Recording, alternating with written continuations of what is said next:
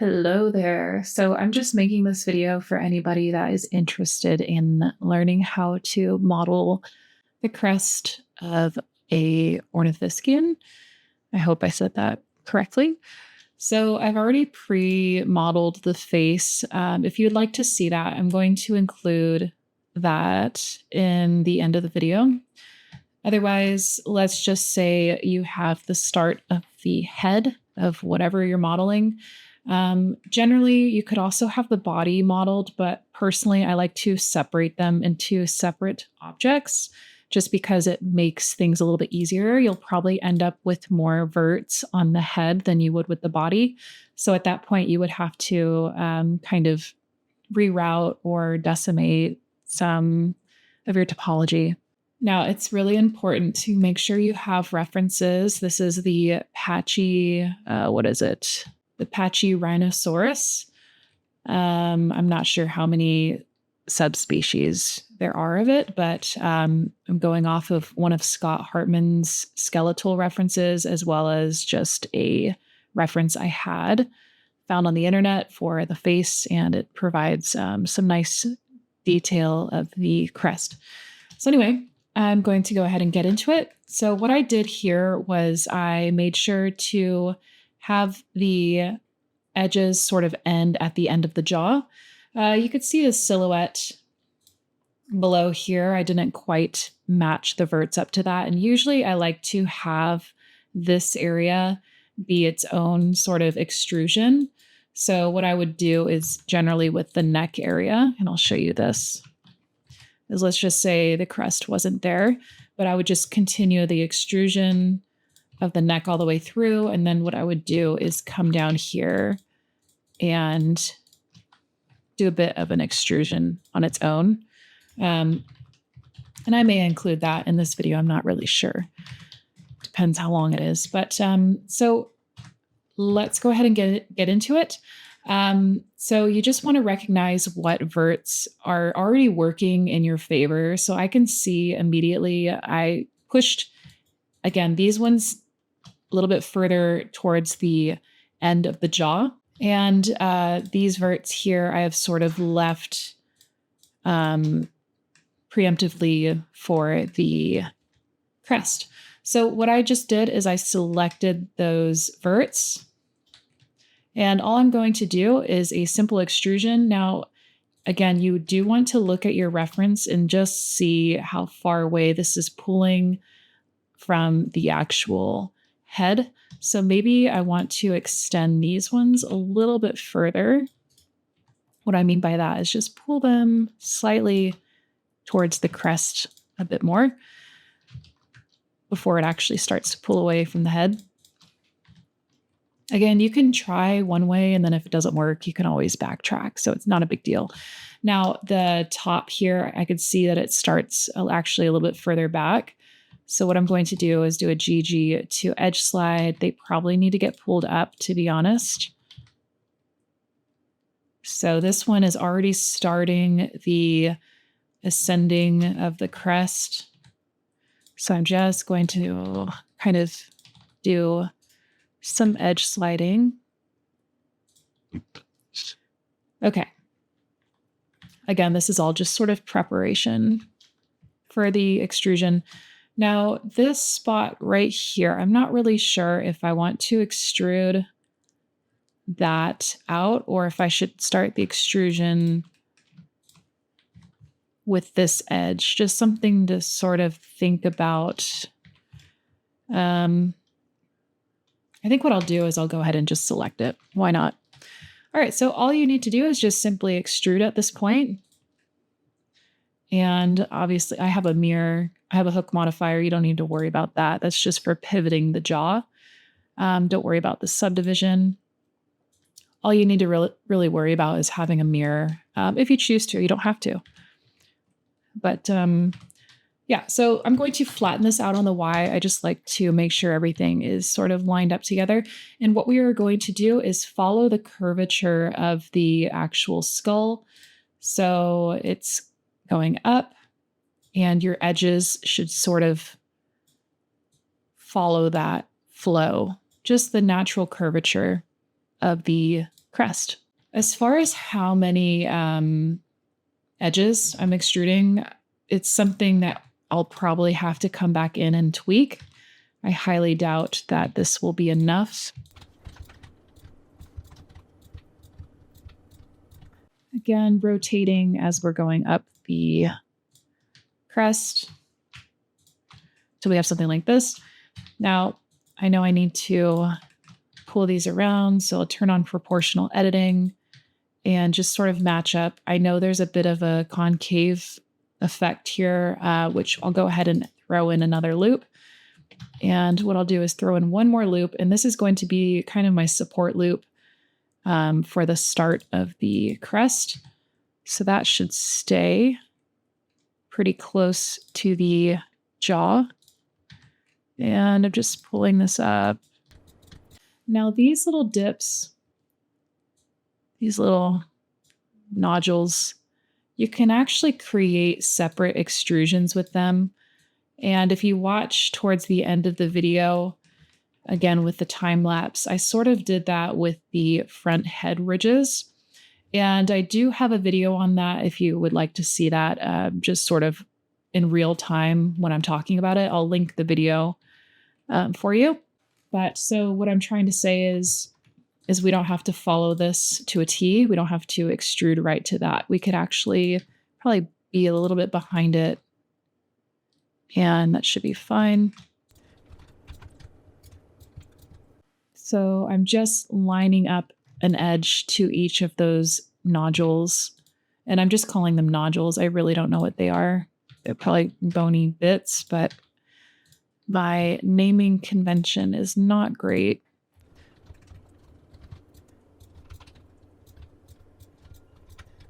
Now, I think what we should probably focus on first is getting the actual form down before we add in those details.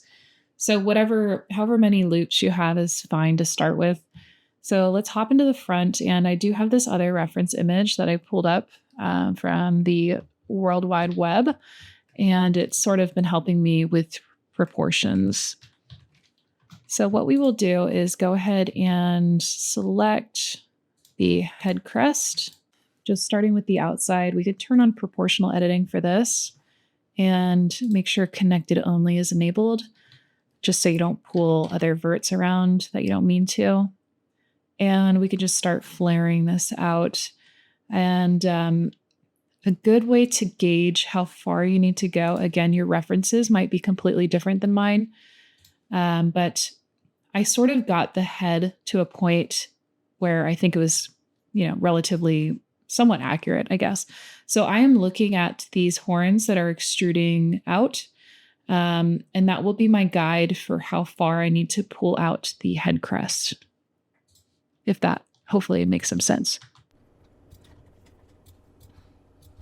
Now, things are going to be a little bit jaggedy, especially when we're pulling and pushing things around. So what we are going to do, and I've been using this a lot lately, is we're going to throw on a smooth modifier.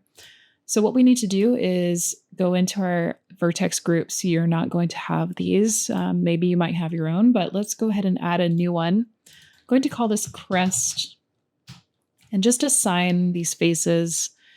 What we're going to do now is go into the modifier tab. Let's throw on a smooth modifier, and our vertex group is the crest. So now we can go ahead and smooth these out, and you can see this happening in real time if you enable the edit mode and enable on cage too. That kind of simplifies everything out. And you can just crank that up. It will shrink things down, so you will lose some volume in the process, but I'm not too worried about that. You can always just do a GX since we have a mirror, and kind of pull a little bit of that out.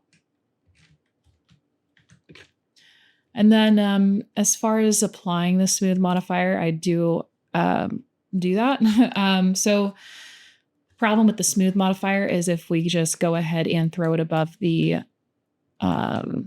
mirror, it's going to separate. And even if you throw it below. So the thing I'm trying to say is you have to apply your mirror first. So let's just apply it and then apply our smooth modifier.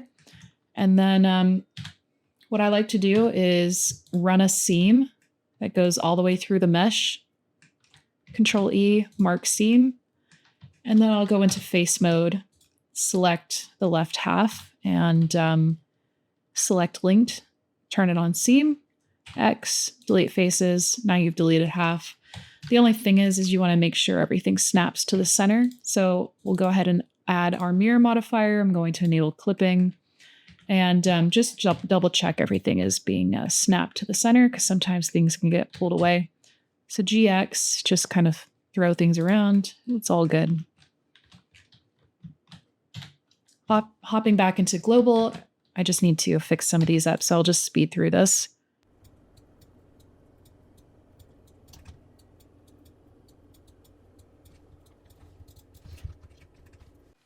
So you can see there's a bit of a dip in here, and what I would probably do is do a little bit of an inset. I'm not actually going to execute it, but what you can do is do an I to inset, and then you can smooth these out. Any sort of detailing like this, I would generally wait until you have everything, all the loops and stuff you need in before, again, adding those details. So right now the mesh is non-manifold, meaning it's not watertight. If you were to go to 3D print it, your print will probably fail. So yeah, let's make this manifold.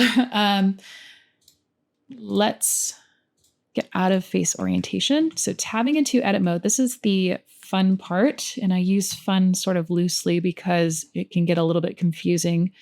But the way I approach it is by, and let's see if I can make this a little bit less complicated. I'm going to hide a few of these faces. Okay, so what I essentially did was I just hid all the faces that are on the face. So everything else that starts the actual creation of the crest I've kept, including the little jaw bits that are back here. And this is just for keeping things simple. You don't even have to hide it if you don't want to. This is, again, just for simplicity's sake. Otherwise, I think I might overwhelm you. Okay, so, and let me turn off my references. Again, don't mind the seams. The seams have nothing to do with what we are actually doing. They're just there for my selection purposes. Okay, so as I've been saying, we need to make this watertight. So what we are going to do in a second is start following the curvature of what we have. So in regards to vert count, this actually makes it pretty simple to make the mesh manifold. First thing I do want to do, however, is let's grab this ring of around the crest. Now I'm not selecting the jaw area, just the part that starts the crest. And all we're going to do is do an Alt E, and let's see. No, maybe let's hop into the back. Let's just do an E to extrude. And then we'll do an Alt S to shrink and see what we get going on here in GY. We're just pulling this out. We're just creating this sort of layer. Otherwise, the crest is pretty sharp, and I don't want it to be sharp. Okay, so just like that, nothing crazy. And pull it in on the X. Okay, so now we also have a gap down here, but don't mind that. We will address that in a moment. So let's talk about making this manifold. What we want to do is essentially create a ring around the head. So all we're going to do is bring this down, create some verts, match them up, and then that will give us the base to start the actual neck of the Triceratops, the Pachy. So if that doesn't make sense, bear with me for a moment, and we'll do this in practice. So grabbing this top vert, all we're going to do is do an E and drag that down. Don't worry too much, as far as where it's located, just drag it down. And let me kind of pull this away a little bit so we can visually see this. Okay, so there's that vert, hopping to the back. we're using this, the correct amount of verts that we need are already established for us. So all we're going to do is essentially copy it. So E to extrude, and it's going to snap because we have the mirror enabled. So turn off clipping. So all we're doing is tracing, going around, E to extrude, following it all the way through. And if there's a point where you're like, I don't know if I should stop or not, we can go ahead and just leave it here. But I do believe we need to have one more to match up with the bottom vert. And you might be wondering, okay, we have that. So you sort of see that neck being created. Now, how many verts do we need to go on this edge? Well, again, that's sort of mapped out for us because we have the edges on the crest already ready for us. So we need to have 1, 2, 3, 4, 5, 6, 7, 8 verts. And we already have this top one. We already have the bottom one. So we don't need to worry about that. And if you don't like counting, you have your vert count down here, I believe. You need to enable scene statistics by right-clicking. And your status bar is right here. So yeah, let's go ahead and throw on 8. So Control R, 8, enter. And now we have this going on. Okay, so hopping into the back once more, and actually that's getting a little bit confusing, so I'll stay in perspective mode. The quickest way to do this is with everything selected on the right side, and then selecting just 2 verts, hitting F to fill. And we have a great big n-gon, and we're going to address that. But let's just go ahead and continue filling in the rest of these faces. So just selecting 2 verts on the outside, hitting F, F, F, F, F, all the way through until it sort of stops. And I don't like how this one's bent in. So I'm actually going to delete that vert. That was kind of questionable to begin with.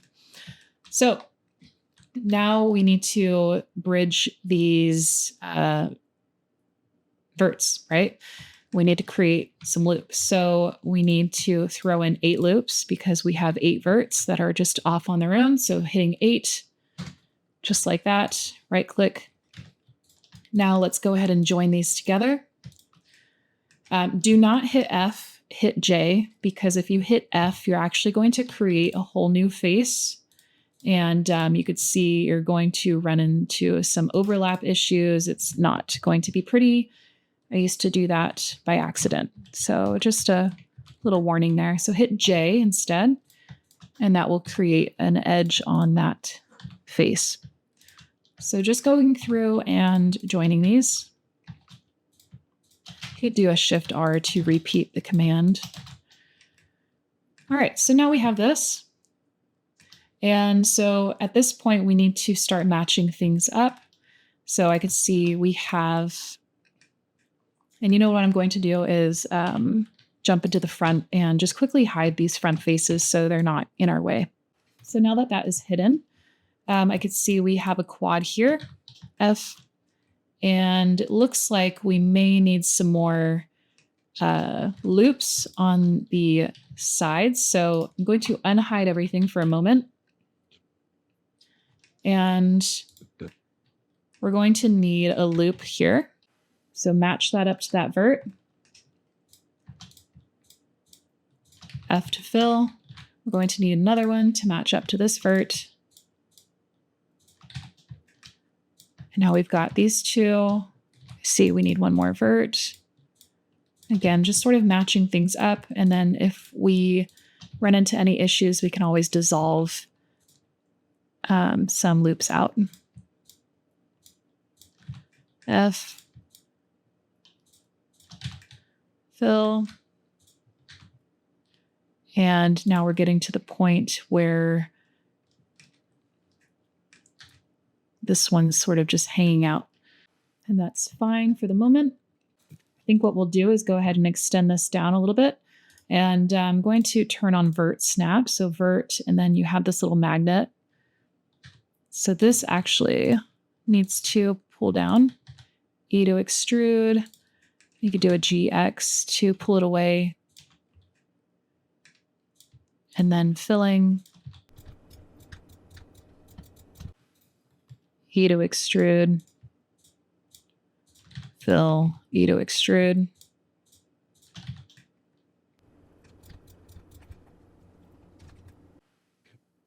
Okay, so I'm thinking the base of the head, the base of the neck is going to start about here. I need to check my reference.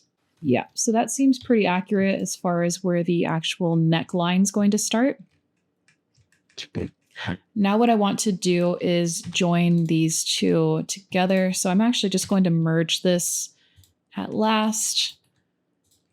Very simple like that. Let's go ahead and grab this entire ring, E to extrude. And let's do a loop tool circle. That might get a little weird with the mirror. I'm not sure. That seems to be okay. Just sort of pull it down if you need. You can also come in here and select everything. You can see it's intersecting with that mirror. We don't have clipping enabled either. So what I'm going to do is just shuffle this around for a moment. Turn on clipping, GX, GX. So flatten this out on the Y if you want. You don't have to. But now you can see we have the head joined in with the crest. And it's officially watertight. And we can smooth this selection out. So one way you could do that was with the smooth tool. Another way to do it is with the modifier. So I'll just use the smooth tool to be quick. Yeah, we could throw a loop in here. Give smooth verts. You have a couple options. GX, you have to be constantly checking your mirror because things can get a little bit weird. So again, checking your reference, let's hop back into global, see where the neckline's sort of starting. If you think you need to go into sculpt mode, go into the back, and you can always raise this up as needed. This coloring that's happening, it's just face sets, so you can always remove that. But yeah, hopefully that made some sense and made things a little bit less intimidating when working on a crest or anything like that. All you're doing is just following the amount of verts that are already provided to you from the head and just maybe doing a little bit of deleting and then merging at the bottom where the neck sort of starts and the crest finishes.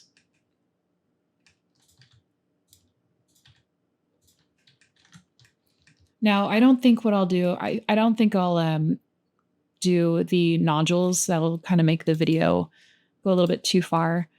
But yeah, I'm going to leave this video off here. If you have any questions or things that you would like me to address, feel free to ask. And let's see what this looks like with the...